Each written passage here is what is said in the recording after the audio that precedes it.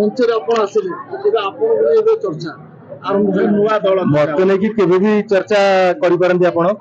ମୁଁ ସବୁବେଳେ କିଛି ନ କରିକି ବି ଚର୍ଚ୍ଚାରେ ଥାଏ, କଲେ ବି ଚର୍ଚ୍ଚାରେ ଥାଏ। ତ ମୋର ବେହୋସ ହେଇଗଲାଣି ସେ ଜିନିଷ ଆଜ୍ଞା। ବଟ୍ ରହିଲା ମୁକିମଙ୍କ କଥା ମତେ ଯେତେବେଳେ ଆପଣ ପଚାରୁଛନ୍ତି ମୁଁ ଏଠି କହିବି, ମୁଁ ତାଙ୍କୁ ନେତା ହିସାବରେ ତ ଆପଣ ମାନେ ସମସ୍ତେ ଜାଣୁଛନ୍ତି, ମୁଁ ବି ଦେଖିଛି। କିନ୍ତୁ ମୁଁ ଗୋଟେ ମଣିଷ ହିସାବରେ ତାଙ୍କୁ ଯେତିକି ଚିହ୍ନିଛି, ଛୋଟବେଳୁ ଦେଖି ଆସିଛି, ମତେ ବହୁତ ଭଲ ପାଇବା ତାଙ୍କଠୁ ମିଳେ। ମୁଁ ବି ତାଙ୍କୁ ବହୁତ ଭଲ ପାଇବା ସମ୍ମାନ ଜଣାଏ ଏବଂ ସୋଫିଆକୁ ମଧ୍ୟ ମୋର ବେଷ୍ଟ ୱିଶେସ୍ ସବୁବେଳେ ରହିବ। ସେମାନେ ନିଜ ଜୀବନ କ୍ଷେତ୍ରରେ ଯାହା ବି କାମ କରୁଛନ୍ତି ଭଲ କାମ କରି ଚାଲନ୍ତୁ। ଲୋକଙ୍କର ସେବା ଯେକୌଣସି ଭାବରେ ହଉ ସେ ଜାରି ରଖନ୍ତୁ, ସେଟା ହିଁ ସବୁଠୁ ବଡ ଧର୍ମ। ମୁଁ ପଲିଟିକାଲ ଆଙ୍ଗେଲ କୌଣସି ପ୍ରକାର ଯିବି ନାହିଁ, କାରଣ ଆଜି ଇଭେଣ୍ଟଟା ବି ହଉଛି ୟୁଥକୁ ନେଇକି।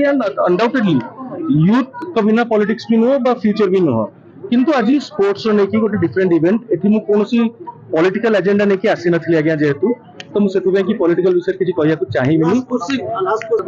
ମୁଁ ସେ ବିଷୟରେ ପ୍ରକୃତରେ କିଛି ଜାଣିନାହିଁ।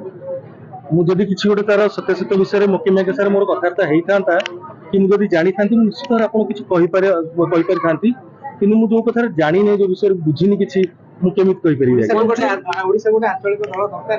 ଭାରତୀୟ ଜନତା ପାର୍ଟି କଣ କମ ପଡିଯାଉଛି? କେନ୍ଦ୍ରରେ ବି ଏଠି ଡବଲ ଇଞ୍ଜିନ ଚାଲିଛି ଯେତେବେଳେ, ତ ଦିଟାକ ଦଳ ରାଜ୍ୟରେ ବି କେନ୍ଦ୍ରରେ ବି ଅଛି ଯେତେବେଳେ, ତ ଆମର ସୁଶାସନ ମଧ୍ୟ ଚାଲିଛି ବର୍ତ୍ତମାନ।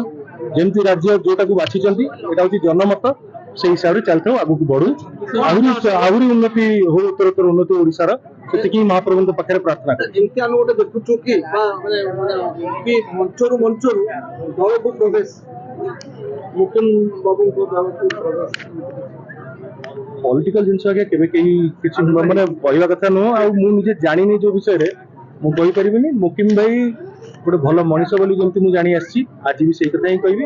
ଆଉ ଯେତେବେଳେ ମତେ ପଚାରେ, ମୁଁ କହିବି I have always got love and blessings. ମୁଁ ଅନ୍ୟ ଦଳରେ ଥାଇକି ବି ମୁକିମ ଭାଇଙ୍କୁ ଭଲ ପାଇଛି, ମୁକିମ ଭାଇ ବି ଅନ୍ୟ ଦଳରେ ଥାଇକି ମତେ ଭଲ ପାଇ ଦେଇଛନ୍ତି। That is most important.